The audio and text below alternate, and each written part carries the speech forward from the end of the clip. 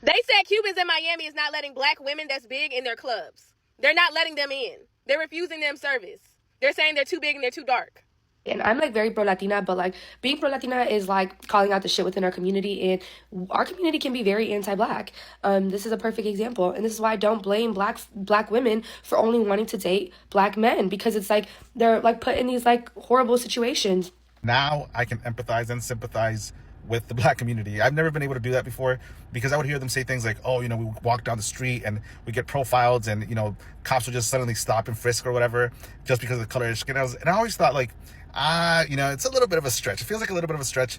That person must be doing something, right? And obviously I've never experienced that before. I've never felt that way before and stuff. And so I always thought, like, ignorantly, by the way, on my part, thinking like, you know, I think you guys are, because I'm brown, you know, I've never felt that and stuff like that, you know, I'm also a minority. But now, with us, it wasn't the cops. Cops aren't just randomly that go and checking in the past. But now it's our turn, right? Now we feel it. Now we feel like, crap, can I just go down the street? Do I need my paper? You know, it's like, why are you stopping me? I'm a U.S. citizen. We're not doing anything wrong. And now we're being persecuted. And so now I'm thinking like, crap, this is what the black community meant, you know? And I kind of feel bad. Well, I don't kind of feel. I feel bad because I never really could understand where they were coming from or where you guys were coming from. But I can assure you that now that it's here with us too, it's like, crap. I honestly, legitimately didn't think it was real. But it's real as hell. And it's obviously minority groups that are targeted and persecuted pretty much. And it's right now with us is because we're brown. You guys have had your turn when, you know, cops were just in bigger cities, urban areas, stopping disproportionately, you know, the black community and stuff. And I just want to say, like, I guess now I understand. I think moving forward, it's going to be a little bit more unity, because we now can see where you guys are coming from. Well, at least I can, you know. And so, yeah, guys, I just want to say sorry for being ignorant before, but I hope this unites all communities, not just minorities, and call out things for what they are, regardless of the race. Hey guys, welcome back again to the channel. It's so good to have you. Thank you so much for clicking when you saw this video. So you know how a lot of people have actually been talking about Cubans, especially the Cubans for Trump, and how they all voted. Even their own community keeps saying that these are majorly the people who casted their votes more for the orange man than any other person, right? And now a lot of them are beginning to find out that they might be returning back home. And with everything that they are doing, some of them are now calling out, you know, Black Americans for not even helping them, for not, you know, supporting them. And all of a sudden, they're also realizing that Black Americans are actually the real Americans. Like, they are Americans more than them. They are not immigrants, and they are just finding out. And it's freaking them out. And people are like, these people are the most racist you can ever find around, especially in the Latin community. Well, guys, enough of my explanation. Let's just jump right in. Then I'll come back with the commentary. Let me know what you all think in the comment section. And credit to all creators on this video. Let's go watch. They said Cubans in Miami is not letting black women that's big in their clubs. They're not letting them in. They're refusing them service. They're saying they're too big and they're too dark. I repeat, Cubans are in Miami telling black women that's too big, they can't come in. Huh? I'm confused. Like, but y'all hate when we make it into a race thing. Why are y'all making it into a race thing? Y'all hate that when we talk about the issues. Why are y'all doing that? Why are y'all doing that? Like, I never been to Miami. I haven't been. Now, no, I'm not that big, but are you going to tell me I'm too dark? Probably. That's crazy. Like, I met some people that was from Miami before. They act stank as hell. Like, they do. They act like they shit do not stink. Like, they better than everybody. I now feel for the black community because I know what it feels like to be racially profiled.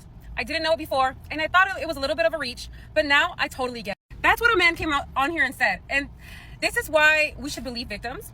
This is why we should believe people's stories. This is why we should have empathy, and this is why we should be able to put ourselves in other people's shoes. Because you thought it was a reach.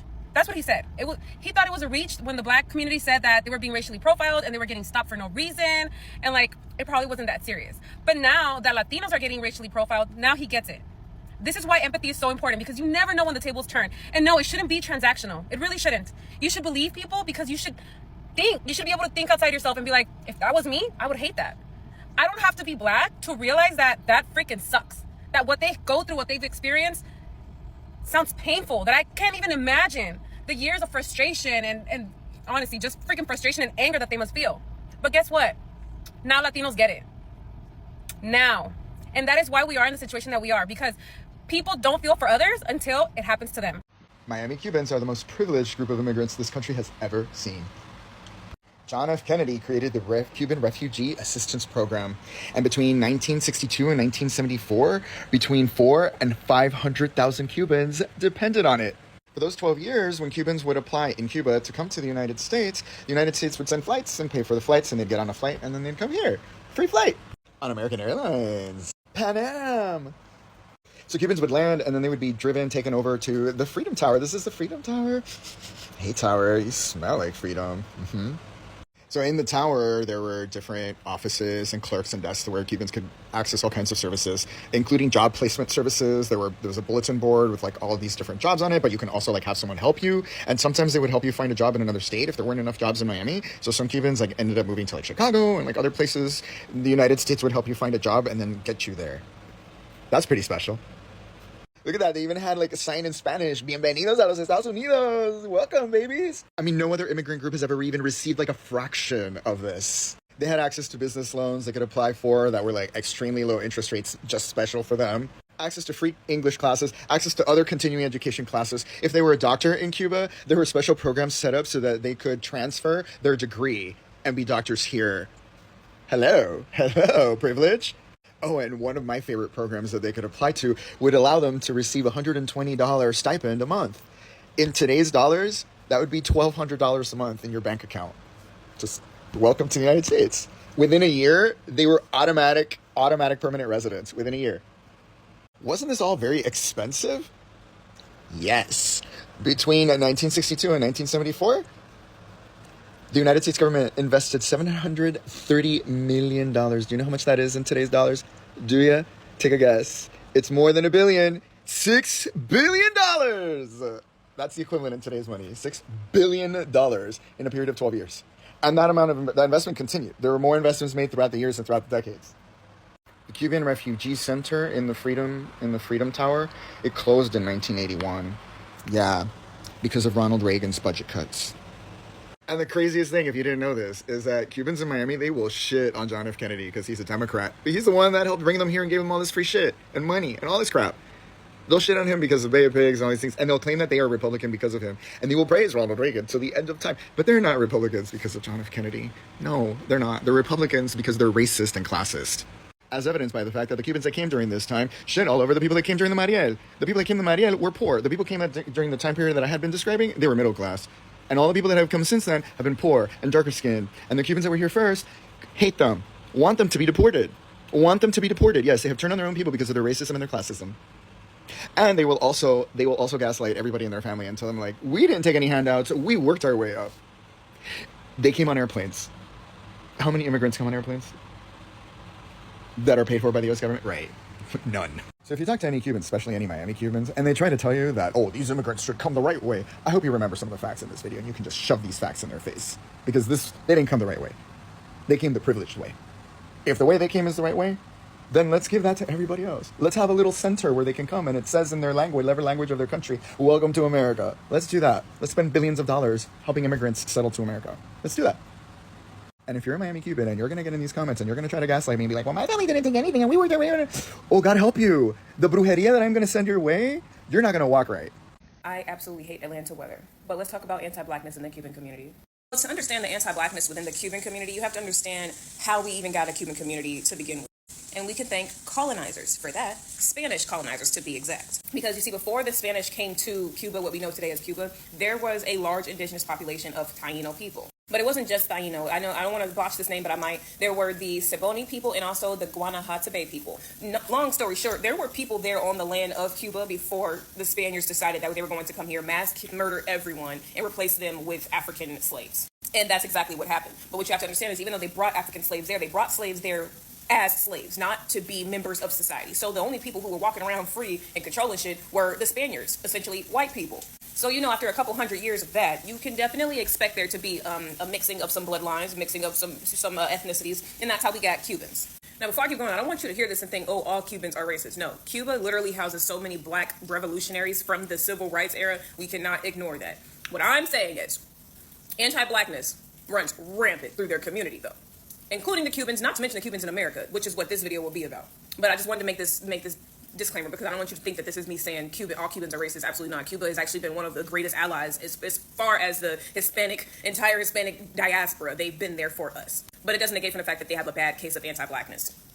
Let's get back into it.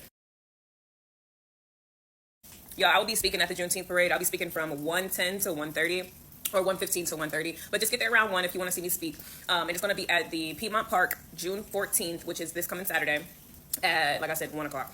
Just get there at 1. I want you to enjoy the festivities. But anyway, let's get back into it. All right, now I'm pretty sure I'd heard the name Fidel Castro. Now, there is a lot of things you can say about Fidel Castro, but the bottom line is that he was a dictator. He did a lot good for his community, but he also did some bad. And this caused a lot of Cubans to flee Cuba. Because, I mean, back home, he was seizing land. He had successfully controlled the media. There was no free speech, food, medicine, and your typical fucking basic goods were becoming scarce. Now, they are finding out that Black Americans cannot be deported anywhere. They are also finding out that these people are real Americans. And you just wonder, like, what were they thinking in the first place? Like, what was in their mind? Because definitely there will be something in their mind before they actually had the thought that they had. Okay, you guys know that they voted differently, okay, from every other minority except for Asians, okay, because you still have Asians for Trump, a lot of them. And yet you have also not heard anything from the Asians talking about what is happening in the Latino community with the whole deportation and all that.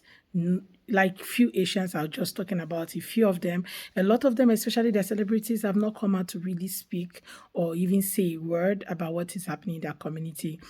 Safe to say that they are actually happy that it's happening, or they are comfortable with everything that is happening, so they're not saying a word, right? So, and for some people, they feel that they are also not minorities, according to some creators, right? Well, what I'm just trying to say is that why in God's name do Latinos actually feel that Black Americans are not indigenous people, like they are not from America? Like, why do they feel that they are not from there? Why do they feel that they are also immigrants like them? Like, these people literally did not get a visa to come to the US. They found themselves there. Their forefathers found themselves there. They brought them there. Okay, there's a difference between bringing people and also, you coming on your own. So these people are not immigrants as well as you guys. And that's why it's as if nobody's actually talking about deporting them, even though they're also looking for ways to make them talk.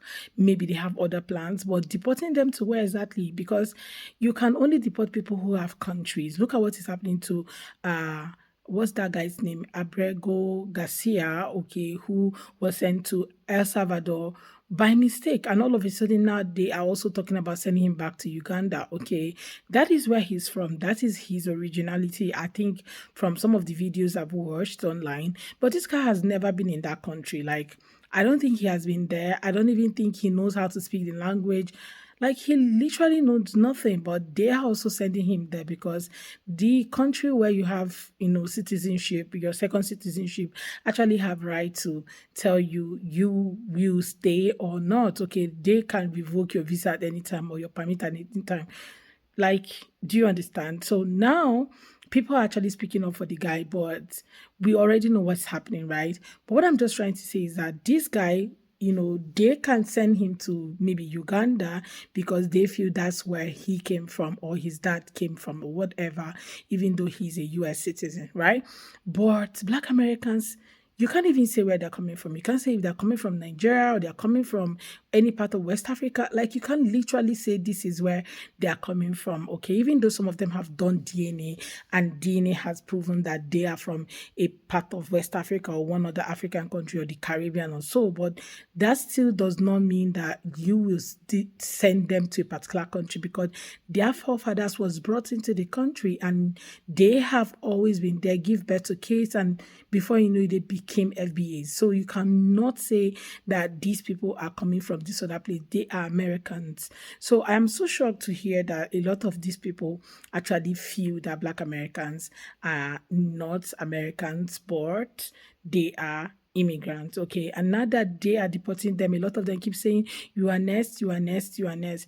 Next in terms of deportation, no. But next in terms of any other thing, they might have other plans, which is actually ruling out with all the cleansing that is happening in different cities, making homelessness a crime and all of that is happening, just making people actually talk, cleaning the just so many things that's happening, right, that we have seen over time. But still, these people have said 2025 is their time of rest, okay? And now you see Latinos who have always had you know, in that community is now coming out to ask these people to come out and protest alongside them. What were you guys thinking? Like, you will eat your cake and have it. I've never seen that happen anywhere, okay? Because the cake is already in your stomach, right? So you can eat your cake and still have it at the same time.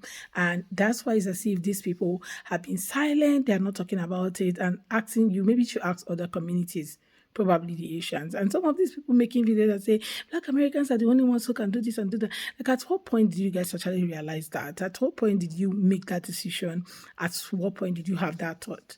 Well, guys, I would love to hear what your take is about today's video. Let's have that in the comments.